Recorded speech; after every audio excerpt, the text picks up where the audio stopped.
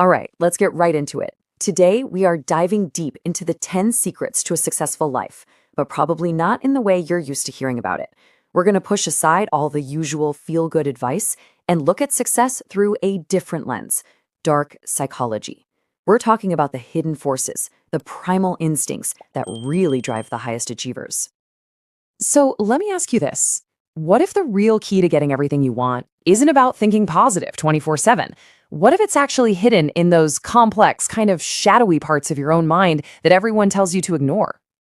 So, what even is dark psychology? Look, it's not about becoming some kind of evil mastermind. Not at all. It's really the study of how our minds actually work, based on real behavioral science and neuroscience. Thinkers from Cialdini all the way to Freud explored these ideas. It's all about understanding the raw mechanics of influence and motivation, both for yourself and for other people.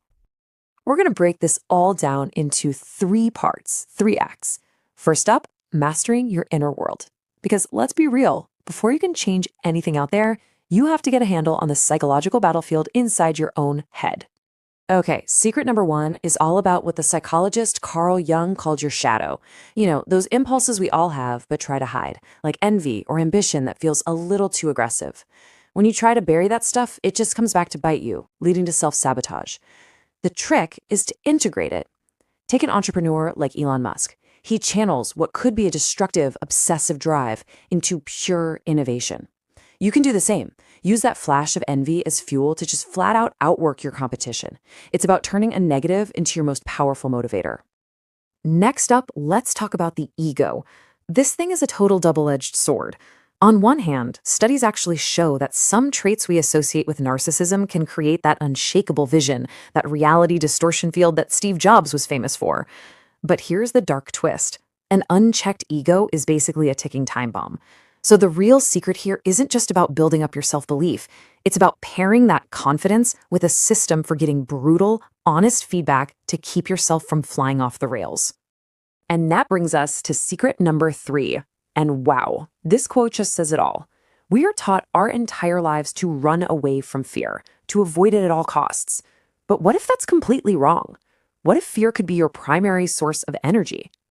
The science behind this is a fascinating cognitive bias called loss aversion. Basically, the pain of losing something feels psychologically twice as strong as the pleasure of gaining the exact same thing. Top athletes use this all the time. They visualize the agony of failure to create an insane sense of urgency. You can do this too by setting what I call fear stakes. Make a public promise or a bet where the sheer embarrassment of failing becomes the thing that pushes you across the finish line. Now, our final secret for mastering your inner world is a concept you've probably heard of: the growth mindset, a term from psychologist Carol Dweck. It's that core belief that your talents and abilities aren't set in stone. The classic example is Michael Jordan. I mean, the guy got cut from his high school varsity team, but he didn't see that as a verdict on his talent. He saw it as a starting line. He used that failure to build a deep-seated belief that he could forge his own abilities. But here's the dark psychology spin. A growth mindset isn't some fluffy affirmation about having infinite potential. No, it is a psychological shield against defeat. It's the mental tool you use to relentlessly push past what you think your limits are. It's what turns a helpless "I can't" into a powerful "I can't yet." Okay, so we've covered the internal game. We've got our mindset right. Now let's move on to Act 2, mastering your actions. This is where the rubber meets the road. It's all about translating that internal state into real, tangible results out in the world.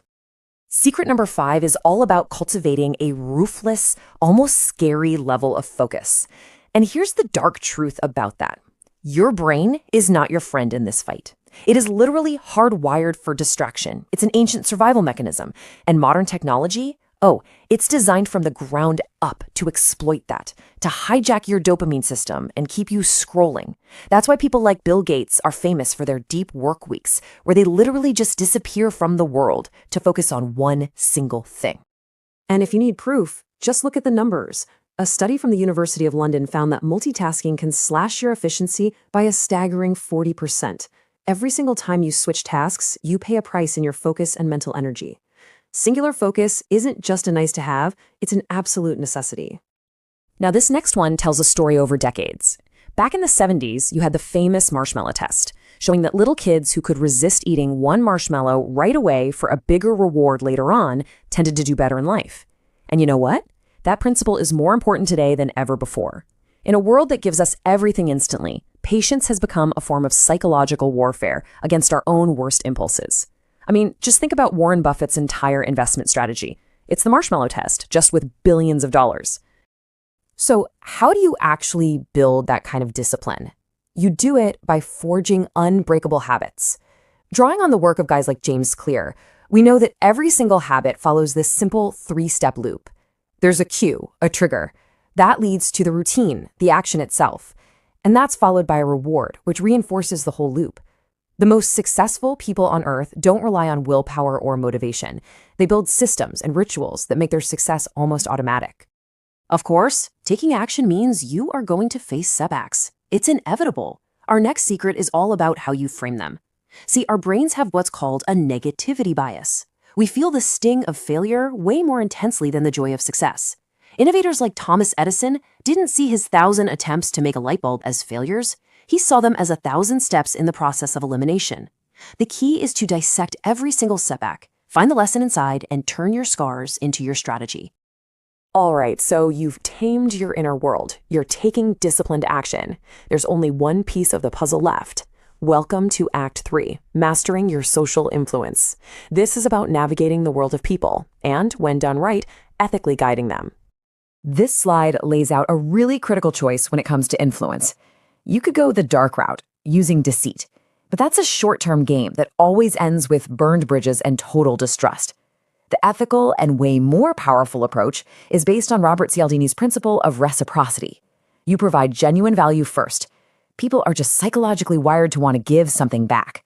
Oprah Winfrey built a media empire on this very principle, creating insane loyalty by genuinely helping her audience first. And our final secret taps into one of the most powerful human instincts of all. We are herd animals. We automatically look to other people to figure out what we should be doing. This is called social proof. It's why brands like Apple don't just sell phones.